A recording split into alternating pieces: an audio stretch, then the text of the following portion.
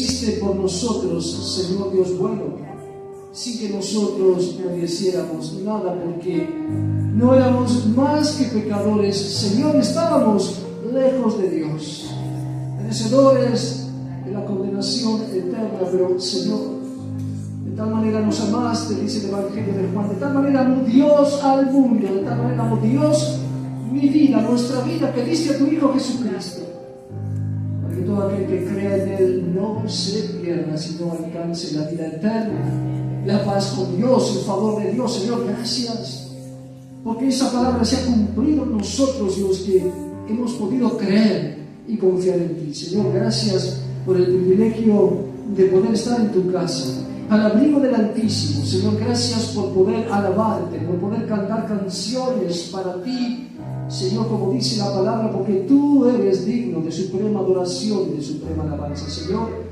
en el nombre de Jesús te rogamos que la gracia de Dios todavía sea abundante sobre nuestra vida. En el nombre de Jesús. En este tiempo que nos das, oh Dios, para poder leer, escudriñar tu palabra, la Biblia, Señor, la que nos comunica tu voz, la que nos habla, la que nos dice, Señor, cuál es el mensaje de Dios para nosotros en esta mañana. Señor, glorifícate, háblanos. Necesitamos, con mis hermanos, escuchar tu voz. Señor, en el nombre de Jesús, derrama gracia abundante en esta hora sobre el corazón de cada uno de mis hermanos aquí presentes. Dios, en el nombre de Jesús. Amén. Amén. Gloria a Dios. Puedo tomar asiento, querido hermano, querida hermana.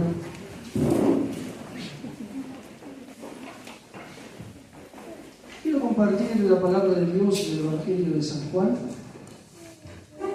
San Juan, en el capítulo 11,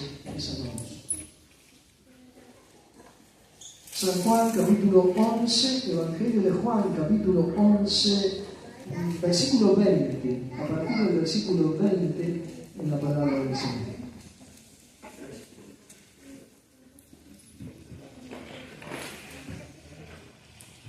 Evangelio de Juan, capítulo 11, versículo 20, seguramente usted conoce o ha leído este pasaje muchas veces, que trata de la resurrección de Lázaro.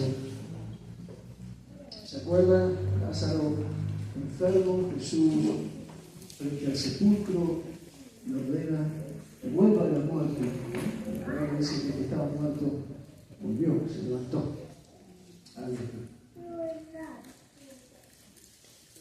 Pero vamos a leer un pasaje previo a ese acontecimiento, hermanos. Evangelio de Juan, capítulo 11, versículo 20, en la palabra de Dios. Dice la Biblia: entonces Marta, cuando oyó que Jesús venía, salió a encontrarle, pero María se quedó en casa. Y Marta dijo a Jesús: Señor, si hubieses estado aquí, mi hermano no habría muerto. Mas también sé ahora que todo lo que pidas a Dios, Dios te lo dará. Jesús le dijo: tu hermano resucitará.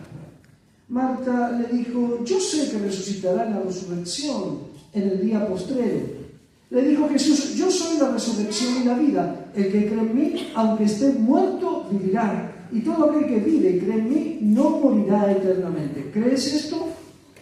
Le dijo: sí, Señor, yo he creído que tú eres el Cristo, el Hijo de Dios, que has venido al mundo. Amén. Hasta aquí, hermanos, la palabra del Señor en esta mañana. Como sabemos, hermanos, la resurrección de Lázaro ha quedado registrado en la Biblia como uno de los milagros más impresionantes de parte del Señor Jesús, que dan testimonio del poder y de la misericordia que Dios tiene por aquellos que ama, por aquellos que, como nosotros, son pecadores, pero Dios resplandeció en su corazón para darles vida. ¿Sí? Milagro tremendo, que está registrado solamente en el Evangelio de Juan. No está, no figura en los otros evangelios. Juan lo registra con detalles. Y creo que nosotros conocemos muy bien toda esta historia, hermanos. La Biblia nos muestra hoy, nos lleva nuevamente a los pasos previos a este milagro hecho por el Señor Jesús. Como nosotros sabemos, Lázaro, María y Marta eran unos jóvenes judíos que eran muy amigos del Señor Jesús. Siempre que el Señor Jesús andaba allí en su ministerio trabajando y sirviendo al Padre Celestial, muchas veces paraba en Betania, en la casa de esta familia, y descansaba allí, como nos cuentan los evangelios, ¿verdad? Así que este pasaje que nosotros leímos es una introducción al milagro hecho por el Señor aquel día frente a la tumba de Lázaro. Y la situación comienza a describirse al inicio del capítulo 11 del Evangelio de Juan, diciéndonos que Lázaro estaba enfermo, ¿sí? Capítulo 11, versículos 1 al 3, dice: estaba entonces enfermo uno llamado Lázaro de Betania, la aldea de María y de Marta su hermana. María, cuyo hermano Lázaro estaba enfermo, fue la que ungió al Señor con perfume y le enjugó los pies con sus cabellos. Enviaron pues las hermanas para decir a Jesús: Señor, he aquí el que amas está enfermo. Así que Jesús estaba distante, sí, por los alrededores de Jerusalén, y le mandan a decir que Lázaro, su amigo, a quien él amaba, había enfermado.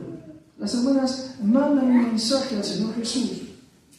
De modo que la salud de Lázaro, hermanos, seguramente a partir de este inicio del capítulo 11, nosotros cuando lo leemos en la totalidad podemos suponer toda la secuencia de lo que estaba pasando. Así que conforme pasaron las horas, seguramente la salud de Lázaro se iba agravando. Y terminó con la muerte de este varón allí en Betania. ¿Sí? Finalmente Jesús aparentemente no llegó cuando las hermanas reclamaban su presencia y Lázaro murió. Ahora bien, hermanos, lo que vemos aquí en todo el contexto de esta palabra de Dios que termina más adelante con la resurrección de Lázaro, es una tremenda enseñanza para nuestra vida de fe. Cada uno de los pasos que hace Jesús, cada una de las decisiones que toma el Señor, las cuales están registradas en esta palabra del Evangelio de Juan, son una enseñanza tremenda para cada uno de nosotros en nuestra vida de fe, en la vida que necesitamos y debemos vivir todos los días tomados de la mano de Dios. Amén. Nosotros podemos conocer un poco más acerca del carácter de Dios a través de esta palabra. ¿Sabe que mucha gente ni siquiera conoce a Dios? Ni siquiera sabe por qué Dios mandó a Jesucristo a este mundo a morir en la cruz y a resucitar el tercer día. No les interesa estar cerca de Dios, pero muchos sí conocen a Dios, saben acerca del Señor, incluso vienen a la iglesia, pero no conocen el carácter de Dios. No saben cómo es el corazón de Dios. Y esta palabra nos enseña, nos ayuda de alguna manera a descubrir un poco, aunque más no sea, cómo es el carácter de Dios, el cual, si nosotros conocemos profundamente, si logramos crecer en el conocimiento de Dios, vamos a lograr experimentar el poder de Dios para vivir nuestra vida y poder estar firmes en la libertad con la cual Cristo Jesús nos ha hecho libres. Amén, como dice Gálatas, capítulo 5, versículo 1. Así que cuando nosotros escudriñamos, cuando miramos con atención este texto, en el capítulo 11 de Juan, aprendemos varias cosas importantes de parte de la palabra de Dios, hermanos. Lo primero que vemos aquí en este contexto es que Dios no derrama su poder ni hace milagros por el milagro en sí mismo, ¿sí? Dios no derrama su poder ni hace milagros por el milagro en sí mismo, como quien pasa para llevarse a su casa lo que está de oferta. Dios no es así. Sino que siempre en un milagro de Dios hay un propósito, una enseñanza, hay un fruto, hay un resultado en el cual siempre es reconocido Dios por medio de Cristo. Amén. Porque así dice la Biblia, no hay otro camino. Yo soy el camino y la verdad y la vida. Nadie puede llegar a Dios, dice Jesús, sino a través de mí. Bueno, pero todos los caminos conducen. No es verdad, es mentira. La Biblia no dice eso. No hay ningún otro mediador entre Dios y los hombres, sino solamente Jesús, Jesucristo hombre. ¿Sí? Esto es la verdad. Si queremos llegar a Dios, tenemos que ir a través de Cristo. Ahora, cuando Dios nos pone delante de un milagro tremendo como este, hermanos, nos enseña que, como dijimos, siempre que hay un milagro, hay un propósito, una enseñanza, un fruto, un resultado en el cual Dios es reconocido a través de Cristo. De la misma manera, cuando Dios dispone a hacer un milagro, o se dispone a derramar su poder sobre su iglesia, o se dispone a derramar sus dones y sus ministerios, siempre lo hace y lo hará para la gloria de Jesucristo. Siempre lo hará para que Jesucristo sea reconocido y a través de Jesucristo sea reconocido y conocido Dios. ¿Sí? Hay mucha gloria para los hombres en estos tiempos de la iglesia. Hay mucho reconocimiento al ser humano. Muchos no caben en sus sacos y no se pueden ajustar las corbatas en este tiempo porque están henchidos de gloria de los hombres. Dios no comparte su gloria. Todo lo que Él hace es para la gloria de Dios. Todo lo que Dios hace en Cristo es para la gloria de Jesucristo. El Señor lo aclara aquí. En este contexto, en esta palabra de Juan 11, nadie más que Jesucristo puede ser reconocido, honrado, admirado y glorificado como verdadero Dios. Versículo 4 del capítulo 11 de Juan. Jesús escuchó que su amigo Lázaro estaba enfermo. Versículo 4 del capítulo 11, oyendo Jesús dijo, esta enfermedad no es para muerte, sino para la gloria de Dios, para que el Hijo de Dios sea glorificado en ella. Amén. Cuando Dios opera un milagro, es para que Él mismo sea glorificado en Cristo. No hay manera de que Dios pueda compartir su gloria. A Él le pertenece toda la gloria. ¿Coincide conmigo, hermano? Gloria a Jesús. Pero también esta palabra nos enseña acerca de los tiempos de Dios. Nos enseña acerca de la sensibilidad en el corazón de Dios, hermanos. Y nos enseña además del poder de Cristo para dar vida. Cuando usted se encuentra con Cristo, Cristo le da vida. Cuando usted se encuentra cara a cara con Cristo, Dios lo que hace a través de Cristo Jesús, a través de la gracia de Cristo, es darle vida nueva. Es quitar el pecado que acechaba nuestra vida, que condenaba nuestra vida. Y a través de nuestra fe en la obra de Cristo, en la cruz del Calvario, el Señor nos da vida nueva. Somos perdonados y comenzamos a estar en paz con Dios. Y comenzamos a vivir una vida nueva. ¿Sí? Esta es la experiencia que hemos pasado cada uno de nosotros. Ahora, de lo que nos habla aquí es de la vida física. Cuando Jesús está delante del sepulcro de Lázaro y le ordena que vuelva, Lázaro recupera la vida física que él había perdido. Así que ese poder también está en Cristo. Y es un poder que es contemporáneo a nosotros. Es decir, el poder de Dios está vigente también en este tiempo, en el nombre de Jesús, para volver a la vida a aquellos que han muerto, espiritual o físicamente. ¿Amén? Este es el poder de nuestro Dios. ¿Creemos en Él? Gloria a Dios. Aleluya.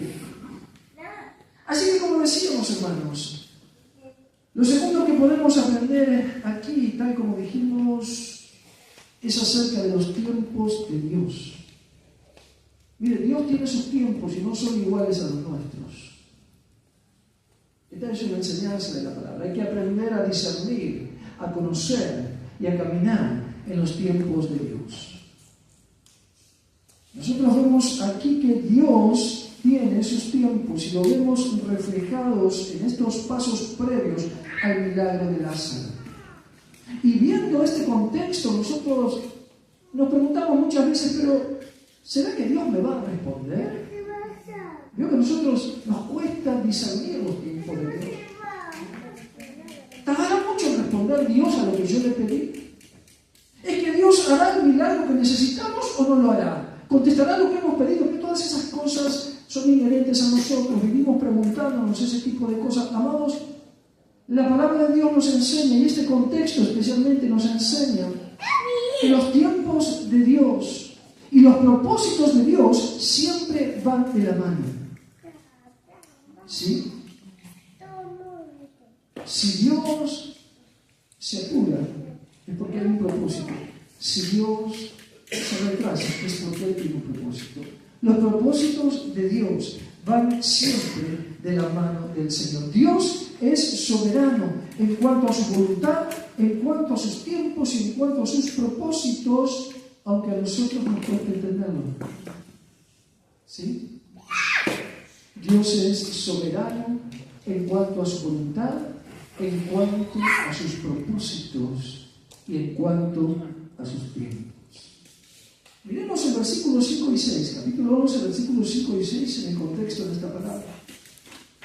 Le habían avisado a Jesús que Lázaro estaba gravemente enfermo, ¿verdad?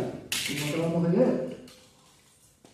Y el versículo 5 dice, y amaba Jesús a Marta y a su hermana y a Lázaro. Pero mire lo que dice el versículo 6. Cuando oyó pues que estaba enfermo, se quedó 2 días más en el lugar donde estaba. ¿Cómo se entiende esto, hermanos? Si alguien que está enfermo nos llama a nosotros, que es alguien que queremos mucho, ¿qué hacemos nosotros? Vamos inmediatamente donde está él. Porque está enfermo, porque nos necesita. Pero Jesús amaba a Lázaro, sus hermanos eran sus amigos entrañables. Le habían ofrecido su casa muchas veces. Sin embargo, cuando él oye que Lázaro está enfermo, retrasa su llegada a Betania. Lo que para nosotros podría ser incomprensible, guarda en el corazón de Dios un propósito que habla de la divinidad de Cristo y que habla de por qué el Señor debía darse a conocer como Dios mismo y como Hijo de Dios. ¿Por qué se retrasó Jesús?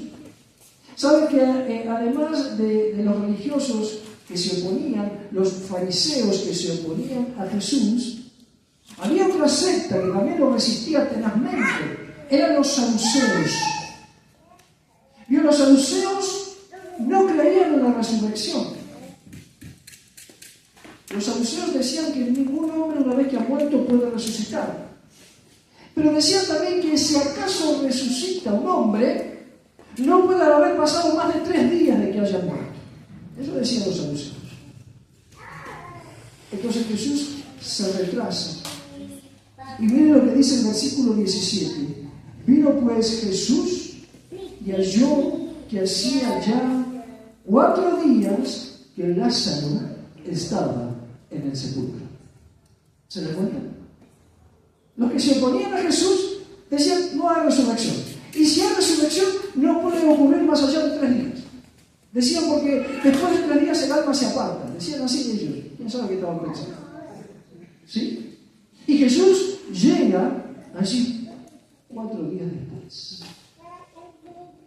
Y demostró el poder de Dios.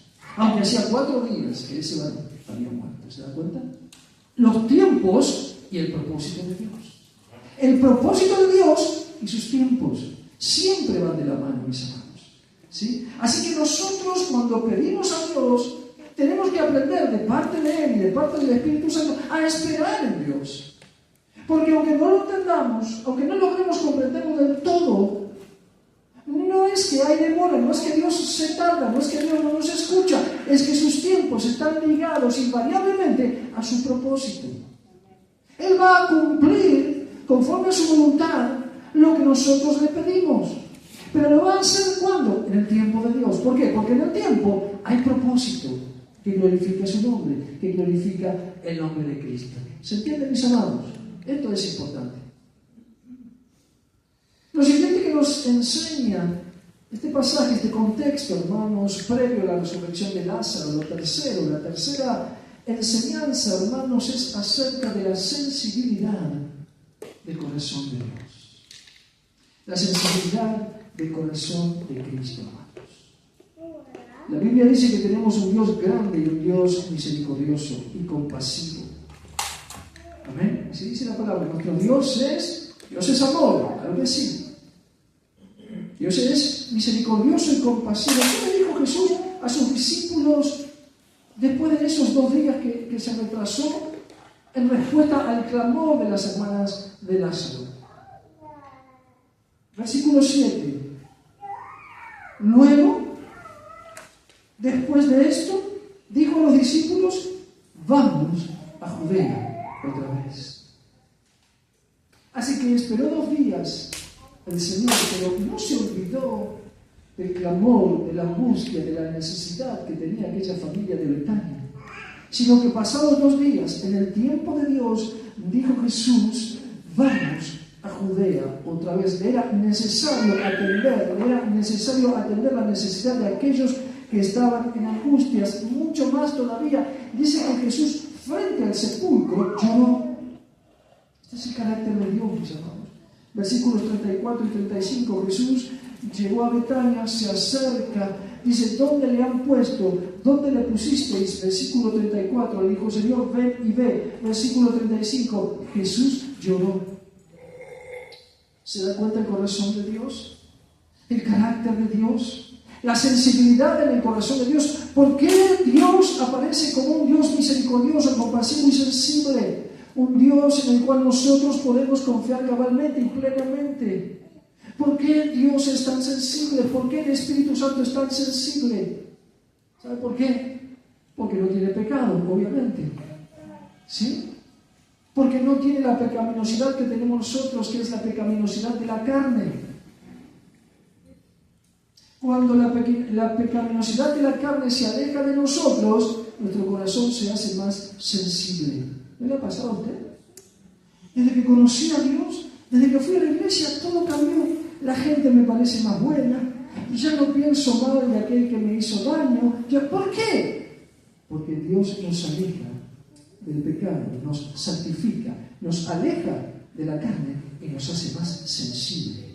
Nos lleva a tener la misma conducta que Él, la misma conducta que el Espíritu Santo. ¿Se entiende esto? Entonces, la sensibilidad del corazón de Dios está presente siempre, hermanos. Siempre que nosotros lo necesitamos, Dios tiene un corazón sensible, y ese corazón sensible de Dios genera una respuesta que va a bendecir nuestra vida. Esto es lo que nos enseña aquí la palabra del Señor en este contexto. Y así dice la Biblia, hermanos, cuando escudriñamos los salmos. Dios se compadece de nuestra debilidad, Dios se compadece de nuestra angustia, como lo hizo con las hermanas de Lázaro. La Biblia dice, como el Padre se compadece de sus hijos, así se compadece Dios de aquellos que le temen, porque se acuerda que somos polvo. Salmo 103. ¿Se da cuenta? Esta es la sensibilidad en el corazón de Dios. Pero el Señor también ha dejado escrito en su palabra diciendo que no tenemos un sumo sacerdote que no pueda compadecerse de nosotros, sino uno que fue tentado en todo y al cual podemos acercarnos confiadamente. ¿Dice así la palabra de Dios? Hebreos capítulo 4, versículos 15 y 16, hermano. Hebreos 4, 15 y 16 dice, porque no tenemos un sumo sacerdote que no pueda compadecerse de nuestras debilidades, ¿verdad? Sino uno que fue tentado en todo según nuestra semejanza, pero sin pecado. Acerquémonos pues confiadamente al trono de la gracia, es decir, acerquémonos pues confiadamente al trono de Dios. ¿Para qué? Para alcanzar su misericordia y para hallar gracia, hallar favor para el oportuno socorro de parte de Dios, para el oportuno auxilio que viene de parte de Dios. Amados, Dios tiene un corazón sensible a través del cual nos escucha, se compadece de nosotros y nos presenta a Cristo no solamente como nuestro Salvador, sino como aquel que viene en respuesta a nuestro clamor, aún a nuestra angustia, aún a todo aquello que nosotros necesitamos de parte de Él. Así está escrito en la palabra y así nos enseña, hermanos, este contexto. De tal manera que nosotros podemos acercarnos a Jesús confiadamente, como se acercaron aquellas mujeres, Marta y María, las hermanas de Lázaro, cuando su hermano enfermó y luego cuando murió. Así que, hermano, lo cuarto que aprendemos, lo último, para sacar de enseñanza en el contexto de este pasaje, hermanos, aprendemos lo que la palabra de Dios nos enseña acerca del poder de Jesucristo. Nosotros estamos seguros de que somos salvos, ¿sí? Nosotros estamos seguros de que tenemos vida nueva, así dice la Biblia. El Evangelio de Juan, capítulo 1, versículo 12, dice: a todos los que creen en Él, a los que creen en su nombre, les dio la facultad, la potestad, el privilegio de ser llamados hijos de Dios. Y es así la palabra. De tal manera que nosotros un día nos acercamos a Dios a través de Cristo, pedimos perdón por nuestros pecados, y tal como decíamos hace un momento, el Señor nos dio vida nueva. Una vida alejada completamente del pecado, una vida que podemos disfrutar junto a Él. Estamos seguros de que andamos en vida nueva. Y estamos seguros de que esa vida que vivimos es una vida para vivir todos los días. ¿Amén? No andamos en vida nueva cuando venimos a la iglesia nada más. ¿Verdad que no? ¿Verdad que todos los días damos testimonio de que somos cristianos? De que Cristo vive en nuestro corazón. ¿Por qué? Porque andamos en vida nueva. ¿Sí? Estamos seguros de que en Cristo tenemos nueva vida, y esa vida nueva, hermanos, se vive todos los días. Pero también, hermanos, tenemos que estar seguros acerca del poder de Jesucristo. La vida de Cristo no está separada de su poder. Nosotros a veces nos hemos acostumbrado a decir, tenemos vida nueva, pero no hay poder. Tenemos vida nueva, pero andamos en medio ahí en derrota, medio agachados, medio golpeados, medio... Hermanos, Cristo nos ha sido dado, como dice la Biblia, como dice el apóstol San Pablo. ¿Sí? Pablo dice, Cristo, poder de Dios y sabiduría de Dios. Es decir, Cristo nos llena con su vida y ha venido también a llenarnos con su poder para que nosotros podamos experimentar la nueva vida y el poder de Dios, haciendo maravillas conforme a su voluntad en nosotros y a través de nosotros. Poder de Dios que nos fue dado para vivir a partir del perdón de nuestros pecados. Poder de Dios para vivirlo todos los días. Poder de Dios que salva, que liberta, que sana. Poder de Dios que consuela, que exhorta, que aconseja, que alumbra, que guía nuestros pasos. Amén. Este es el poder que está en la iglesia, el poder que está en nosotros, de parte de Dios. Y lo ha hecho Cristo por cada uno de nosotros, mis amados hermanos. Lo ha hecho el Señor. ¿Se da cuenta? Para que podamos vivir en la vida de Jesús y en el poder de Jesucristo. Esto lo hemos reflejado aquí, hermanos, en el Evangelio de Juan. Cuando finalmente Jesús vuelve a Judea y se acerca allí donde estaban las hermanas de Lázaro. ¿Sí? Una de ellas, Marta, creo que nos representa a cada uno de nosotros, ¿verdad? Llega el Señor Jesús. ¿Y qué piensa Marta? Marta no se lo dice, pero piensa como pensamos nosotros: Señor, llegaste tarde. ¿No? Versículo 22, versículo 21. Señor, si hubieras estado aquí, mi hermano no habría muerto. ¿Veo cómo pensamos nosotros? Señor, si hubiese llegado antes, mi hermano estaría con vida. Pero yo sé también que todo lo que vos le pidas a Dios, Dios te lo va a dar. Yo me imagino al Señor mirando a los ojos a esta mujer, diciéndole: Marta, tu hermano resucitará. Y sí, ya sé, Señor, ¿viste? En algún momento, en aquel día, cuando todos los muertos resuciten, cuando vos vengas, cuando... No sé, ¿no? Porque no alcanzamos a entender la sensibilidad en el corazón de Dios, porque no alcanzamos a entender la presencia, el poder que Dios tiene para compartir con nosotros de parte del Espíritu Santo. Hermanos, si Dios que adoramos, un Dios vivo y verdadero, su iglesia es una iglesia viva y verdadera. Amén. Entonces así, la palabra de Dios nos dice esto, nos hace entender perfectamente esta palabra en el contexto. Sí, Señor, sé que resucitará en el día postrero. Ya tenía todo terminado ella. Sí, ya está. Sí, ella creyó, creía en Dios, así que cuando vos algún día resucites a los muertos, Jesús le dice, versículo 25, yo soy la resurrección y la vida. El que cree en mí, aunque esté muerto, vivirá. Y todo aquel que vive y cree en mí, no morirá eternamente. ¿Crees esto? Dice el Señor, ¿confías en mí? ¿Confías de verdad en mí? Sí, Señor, confío. Yo he creído que tú eres el Cristo, el Hijo de Dios que ha venido, el Hijo de Dios que ha venido al mundo. Aleluya. ¿Se me acuerdan, hermanos? Y después la secuencia sigue cuando Cristo va hacia el sepulcro y cuando, bueno, finalmente opera ese milagro. Pero, mis amados hermanos, la pregunta del Señor Jesús: ¿crees esto? ¿Estás convencido confiando en la palabra que estoy dejando en tu corazón? Sí, Señor, yo creo. Amados, necesitamos creer. Pero ¿sabe que la fe no es una fe de creer así, de manera que, como decimos siempre, bueno, si yo creo, como alguien que cree en un deseo o que está esperando? La fe, hay una medida de crecimiento de nuestra fe. La fe debe crecer. ¿Y cuándo crece la fe? ¿Cuándo crecemos en nuestra confianza en Dios? Cuando nosotros aprendemos a conocer a Dios. Cuando nosotros aprendemos a conocer a Dios, vamos creciendo espiritualmente. Esto es muy importante. ¿Sí?